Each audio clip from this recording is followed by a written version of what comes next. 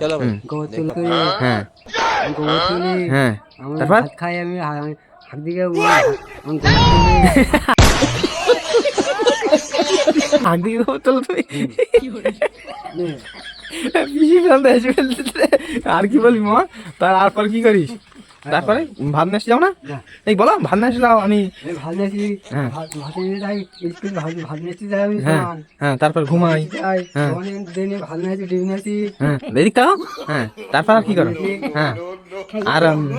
কোথায় মূর্তি যাও কথা বললে সেটা বললে পিতে করি খাবার খালধারে বেচা করো আর তারপরে কি করো আমাকে আমাকে গোবর বাঁধবো হ্যাঁ এখন গে গোবর বাঁধবো গোবর বানবা গোবর বাঁধবো মাঠে মাঠে গোবর বাঁধবো গরু বানবা ও এখন কাল কি করতে কোনে যাবা এই এখন একটু যাবো হ্যাঁ একটু যাবো স্কুল যাবা